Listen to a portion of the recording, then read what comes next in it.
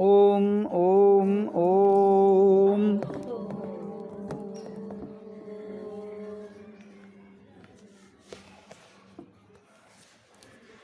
तो अभी आपने सत्संग वाणी सुनी।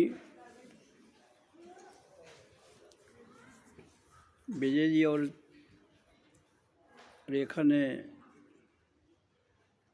अपने जीवन के अनुभव के आधार पर आपके समक्ष बातें रखी। तो मैं इसमें थोड़ा सा आपको एक बात बड़े सिंपल सरल भाव से बताना चाहता हूँ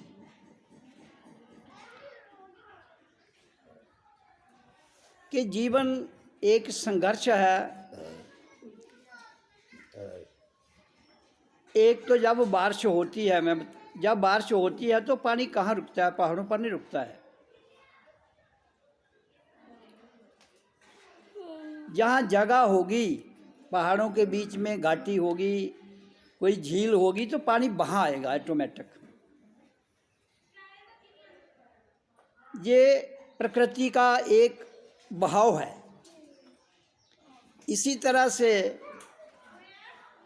गुरु के द्वार में एक समर्पित भाव है, एक संघर्ष है। संघर्ष से बहुत कम लोग चढ़ सकते हैं। समर्पित भाव से 100 में से होता संघर्ष से एक आदमी चढ़े और समर्पित भाव से 99 चढ़ जाए। तो रेखा ने बात की समर्पित भाव की।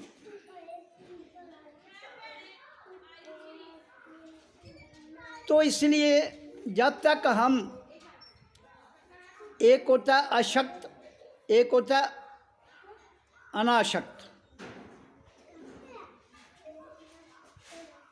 एक होता है राग, एक होता है द्वेष, एक होता है प्यार, एक होता है नफरत। जब हम इन व्यवस्था से, जिनका मैंने वर्णन किया,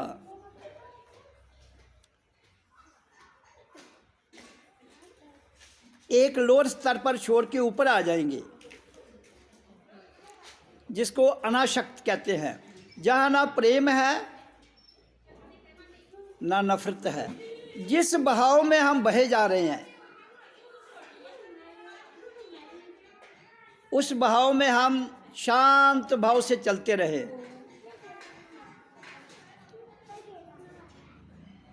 तो हवा जिस दिशा में हमें ले जा रही है हम कहीं ना कहीं पहुंच जाएंगे।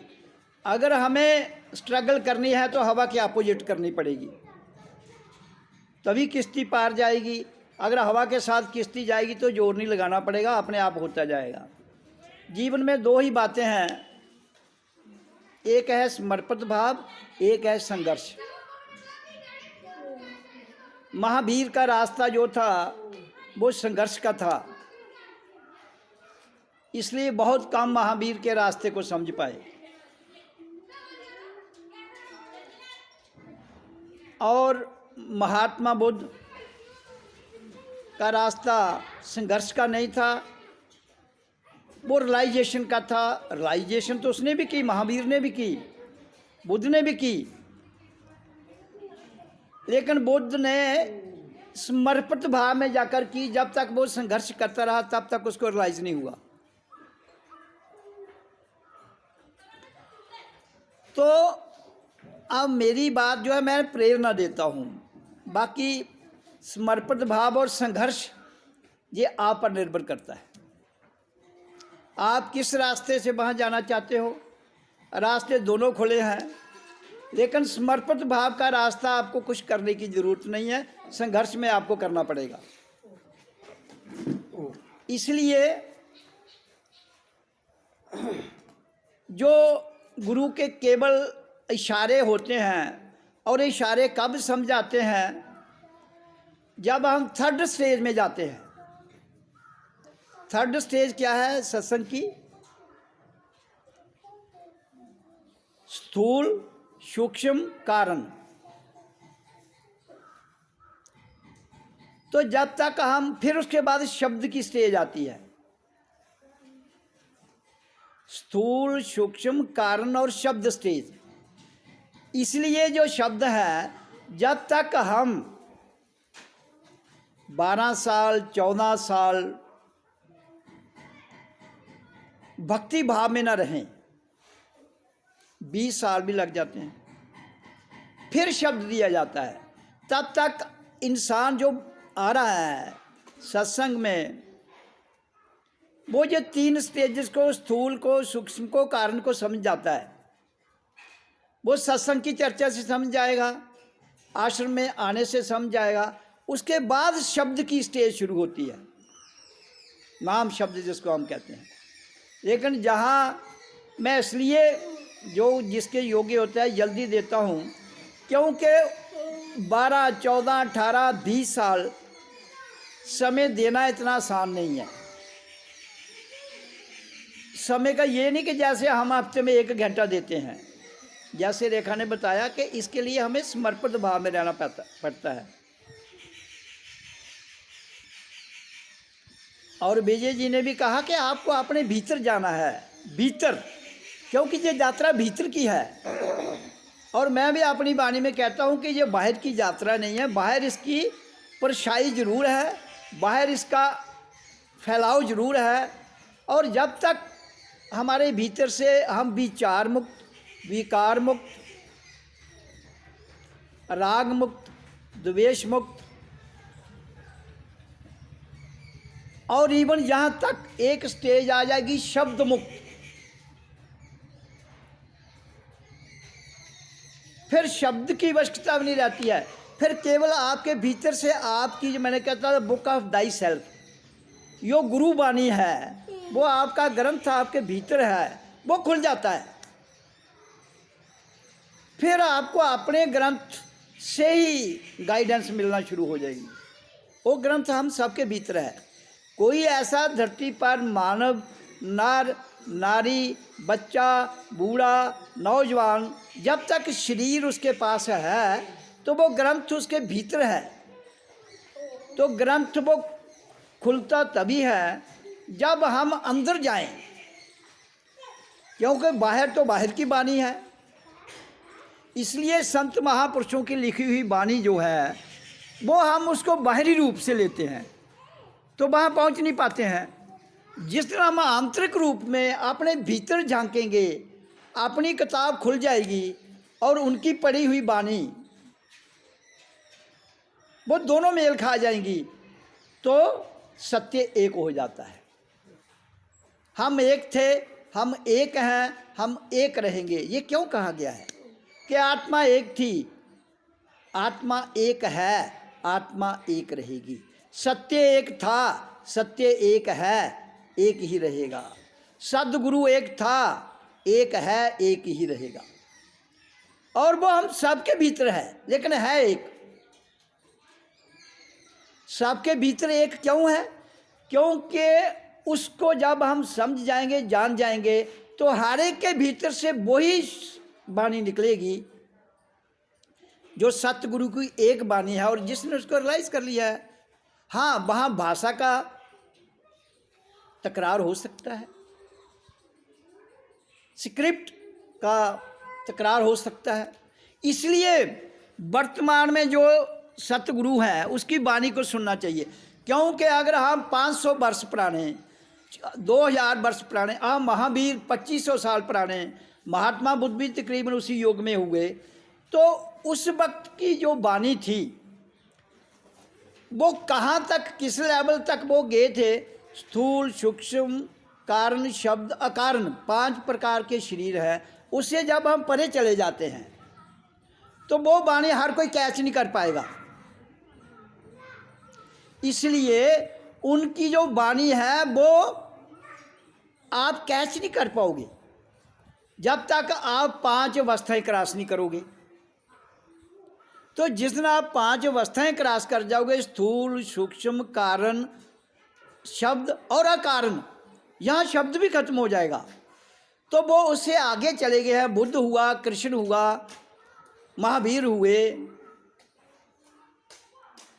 तो ये जितने महापुरुष हुए हैं उनकी वाणी को समझना हर एक के बस की बात नहीं है।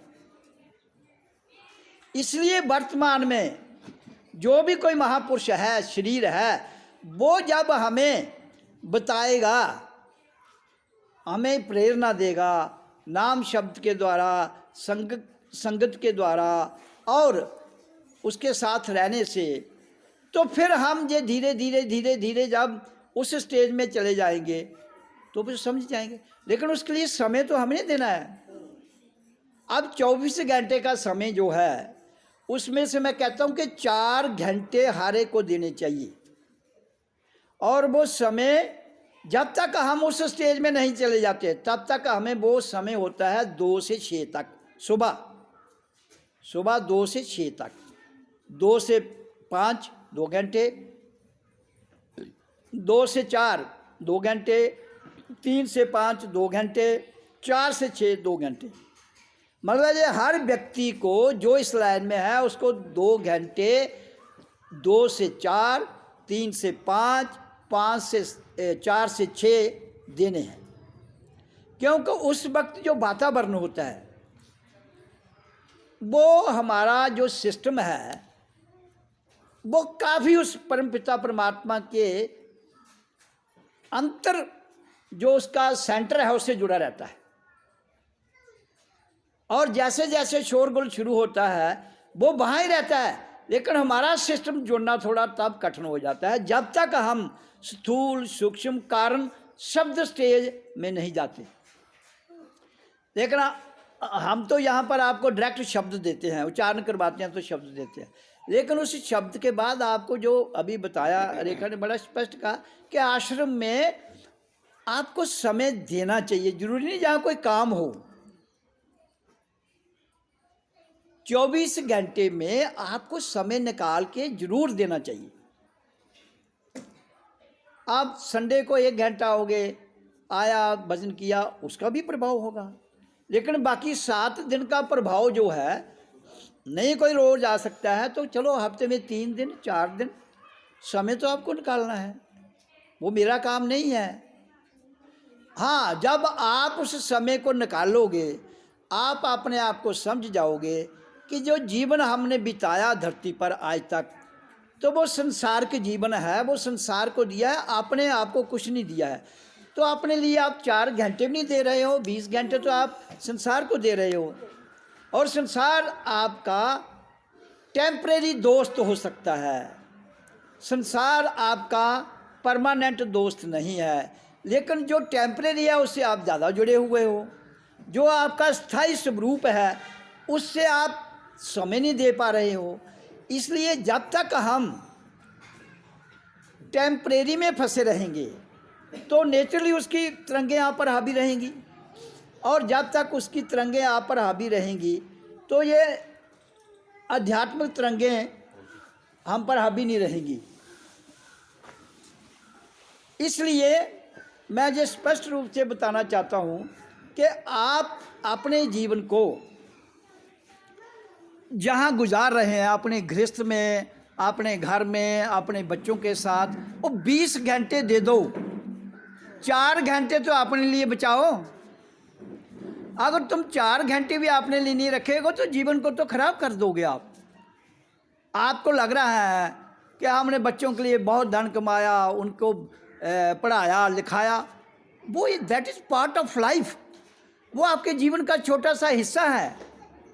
जीवन आपका है, वो आप उनको पढ़ाओगे लिखाओगे, बड़े होकर नौकरी करेंगे, काम करेंगे, वो उनका उनके साथ विषय है। आप अपने लिए क्या कर रहे हैं? अपने लिए तो आप कुछ भी नहीं कर रहे हैं, 4 घंटे का समय नहीं दे पा रहे हैं। तो जब आप अपने लिए 4 घंटे का समय नहीं दे पा रहे हैं तो जिनके लिए आप 24 घंटे देना चाहते हैं, 20 घंटे देना चाहते हैं, वो आपको तो कुछ भी देने वाले नहीं हैं। ज़्यादा से ज़्यादा हमदर्दी के तौर पर थोड़ी बहुत सहानुभूति जीते जी रखेंगे। शरीर छोड़ने के बाद प्रथाओं के आधार पर जो उनको सिखाया गया है उसके आधार पर शरीर का जो सिस्टम कर के 5-10 दिन में, महीने में भूल जाएंगे। ज़्यादा से ज़्यादा 4 साल से जब तक वो हैं, उसके बाद कोई हिसाब किताब नहीं है। अपना इतिहास आपको खुद लिखना है। जब तक हम अपना इतिहास खुद नहीं लिखेंगे तब तक हम दूसरों का इतिहास लिखा हुआ पढ़ने से प्रेरणा तो ले सकते हैं, लेकिन अपना इतिहास तो खुद ही लिखना पड़ेगा। इसलिए जो संसार में जितने ग्रंथ, जो बातें लिखी गई हैं, जिस संत महापुरुष ने जिस युग में आया उसने लिखा, हम इस युग में हैं। मैं बहुत बात बता रहा हूँ आपको सबको कि हम तो इस युग में हैं वर्तमान में। हम अपना इतिहास अपू स्वयं क्यों न लिखें। इतिहास लिखने का अर्थ ये नहीं है कि आप कोई पुस्तक लिख के चले जाएं ना। इतिहास लिखने का अर्थ है जो पुस्तक हमारे भीतर, जो ग्रंथ हमारे भीतर रखा है, उसको तो खोल के पन्ने पढ़ो, ताकि आपको इतिहास का पता लग जाए और अपना इतिहास भी उसी में है। उसको लिख दो और उसकी वाइब्रेशन कर दो। जब वाइब्रेशन करेंगे, छोड़ेंगे, संसार में शांति आएगी, युद्ध खत्म होगा। कितने मंदिर, मस्जिद, गुरुद्वारे, सत्संग हैं, इंसान फिर एक दूसरे को नीचे लगाने की कोशिश कर रहा है। काम, बात क्या है वो? काम, क्रोध, लोभ, मोह, ये चार तो आप छोड़ सकते हो, अहंकार कैसे छोड़ोगे? जब तक पांचवा नहीं गिरेगा तब तक अपनी किताब नहीं खुलेगी, तब तक परमात्मा ये जो एक अद्भुत अलौकिक डिवाइन पावर है वो साक्षात नहीं होगा। तो इसलिए हमें सबसे जो ईगो प्रॉब्लम है उसको गिराना पड़ेगा। उसको गिराना बहुत कठिन है। तो अहंकार के गिरते ही स्वयं प्रकट हो जाते हैं हम। तो अहंकार को कैसे गिरा सकते हो? विचार शून्य, विचार मुक्त, विकार मुक्त, राग मुक्त, द्वेष मुक्त। तो वो जो गीता में कृष्ण ने कहा है अनाशक्त। अर्जुन, जब तक तू अनाशक्ति में नहीं जाएगा तब तक तुझे ये मोह, ये अहंकार, ये सारी बातें, काम, लोभ, ये नहीं छूटेगा। तो अनाशक्त का अर्थ ही यही है कि I love everyone in nature and I don't love anyone beyond nature। प्रकृति में मैं सबसे प्रेम करता हूँ, प्रकृति से परे मैं किसी से प्रेम नहीं करता हूँ। तो ये आपको अनुभव करना है अपने भीतर से। तो ये अनुभव करने के बाद आपको समझ आ जाएगी कि जीवन है क्या। जिनके साथ हम जुड़े हुए हैं, क्या वो हमारे लिए सार्थक हो सकते हैं? हाँ, हो सकते हैं। अगर आप जिन बच्चों पर लाखों रुपया खर्चते हो, अगर उनके जीवन में आत्मीय ज्ञान भी दिया जाए, तो जिस दिन बड़ी शक्तियां छोटी शक्तियों के आगे झुक जाएंगी, उस दिन पूरी दुनिया में शांति आ जाएगी। और जब तक बड़ी शक्तियां छोटी शक्तियों के आगे नहीं झुकती हैं, तब तक शांति नहीं आती। तो इसलिए बड़ी शक्ति क्या है? आत्मा। और आत्मा का करैक्टर क्या है? वो कभी भी उसके अंदर ईगो नहीं है, वो हमेशा झुकी हुई है। लेकिन मन जो छोटी शक्ति है वो नहीं झुकती है, अहंकार नहीं झुकता है। तो परमात्मा जो सबसे बड़ी शक्ति है वो हमारे भीतर है, वो कुछ कहती ही नहीं हमें। और जो छोटे छोटे हैं वो बात समझते नहीं है। तो इसलिए संसार जो है, इंसान जो है, वो मन के तले, बुद्धि के तले, विचारों के तले, अहंकार के तले, काम, ये जितने विषय हैं इनके नीचे दबा हुआ है। ये इनके इशारों पर चलता है, इसलिए ये नहीं झुकता आत्मा के आगे। जिस दिन ये आत्मा के आगे झुक जाए, आत्मा तो ऑलरेडी झुकी हुई है, क्योंकि वो कितने हाइट आकाश की वहाँ से आके पृथ्वी पर हमारे भीतर आई है। झुकी है तो आई हुई है ना। अगर उसके अंदर ईगो होती वो ऊपर से आती ही नहीं। अगर आत्मा और परमात्मा के अंदर कोई अहंकार होता तो वो क्यों आता धरती पर? तो उसके करैक्टर को हम पहचान नहीं रहे हैं। हम मन के करैक्टर को, हम शरीर के करैक्टर को, हम बुद्धि के करैक्टर को, हम तथाकथित पाखंड, तथाकथित मान्यताएं, उनके करैक्टर से जुड़े हुए हैं जो झुकना ही नहीं चाहती हैं। तो यहाँ मकसद यही था सत्संग का कि आप शब्द कीजिए, अपनी प्राण बाजू को छोड़िए और शांत रहिए, ताकि आपके भीतर जो ना झुकने वाली शक्तियाँ हैं और एक सबसे बड़ी शक्ति झुकी हुई है, उससे जुट जाए तो दुनिया में शांति आ जाएगी, झगड़े खत्म हो जाएंगे। नहीं तो आप देखो देश में रोज एक दूसरे के ऊपर कितने इल्ज़ाम लगाए जा रहे हैं। मुसलमान, हिंदू, सिख, ईसाई, बौद्ध, जैन, पारसी, जितने भी ये संप्रदाय हैं, हर संप्रदाय एक दूसरे को नीचे लगाना चाहता है। जबकि संप्रदाय है क्या?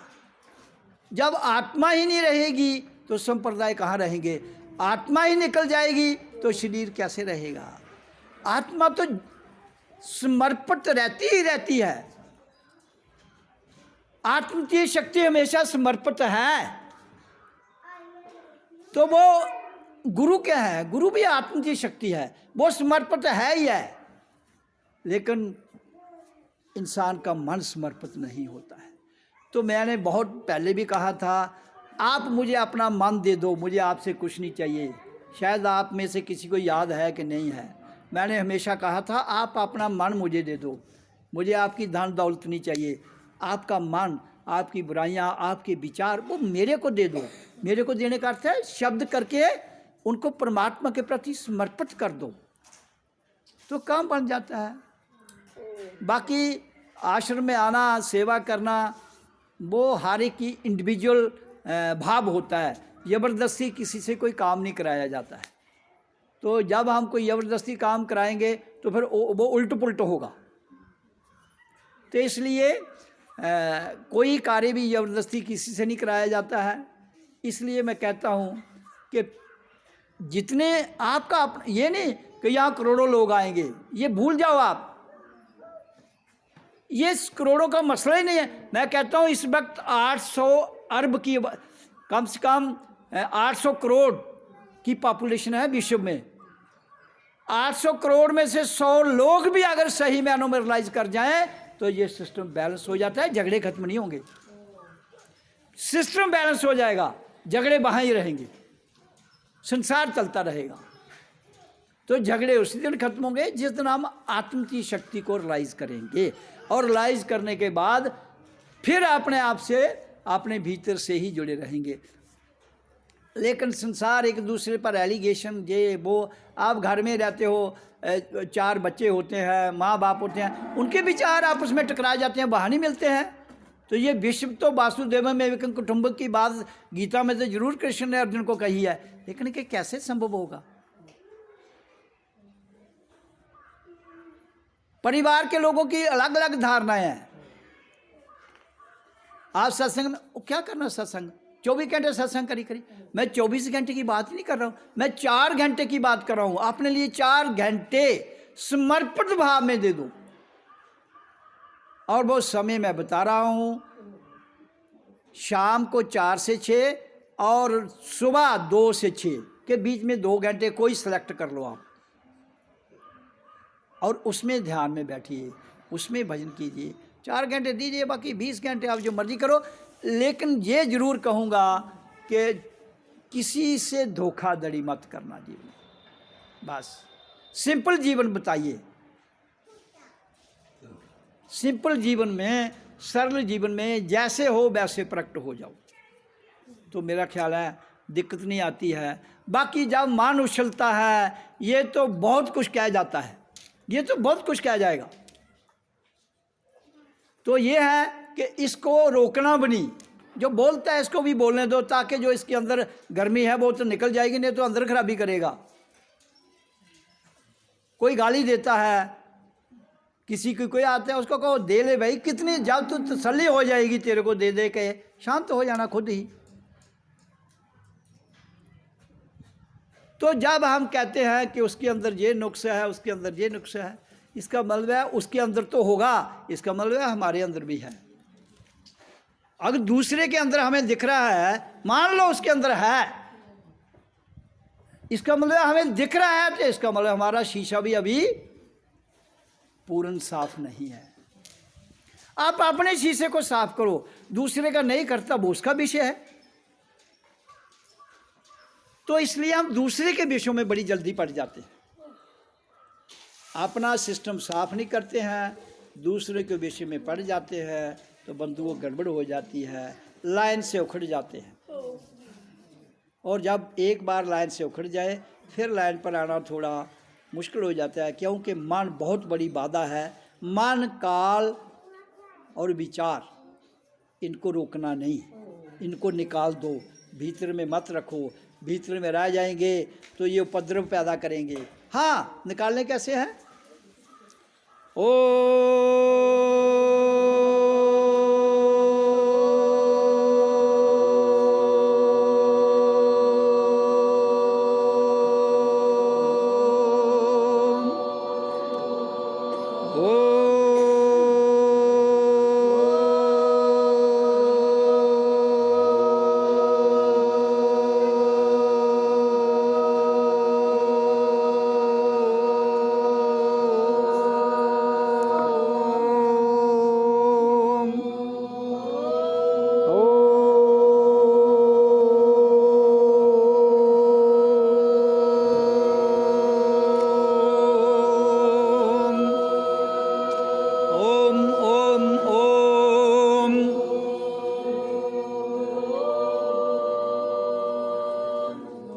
तो ये कब तक उच्चारण करना है? अभी आपको बताया गया कि एक समय आता है जब शब्द भी लीन हो जाता है, तो फिर आपके विचार कौन खाली करता है? फिर जो आते हैं आपकी अंदर जो प्योरिटी है ना, आपके अंदर जो शुद्धता, जिसको बुद्ध कहते हैं, शुद्ध और बुद्ध एक ही बात है। आपके अंदर प्योरिटी आ जाती है, इतनी आ जाती है, आप फिर मंथन से ही निकाल सकते हैं, अपने भीतर से सोच से भी निकाल देंगे। लेकिन जब तक वो स्टेज नहीं आती तब तक उच्चारण करना होता है।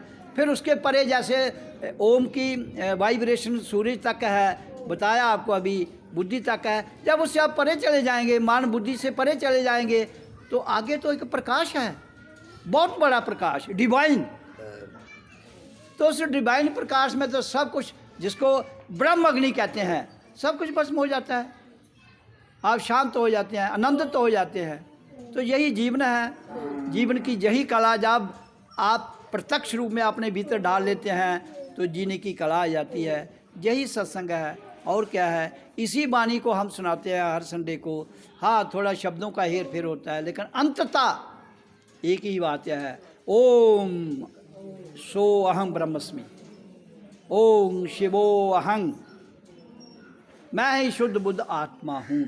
लेकिन प्रैक्टिकली जीवन करके ये आपके भीतर से ही आवाज़ आती है, आपके भीतर से ही अनहत नाद ध्वनि निकलती है। और 24 घंटे जो एक उज्जवल ज्योत का प्रकाश आपके भीतर रहता है, उसी आनंद में रहिए और जीवन बताइए। ओम सतगुरुवे नमो नमः।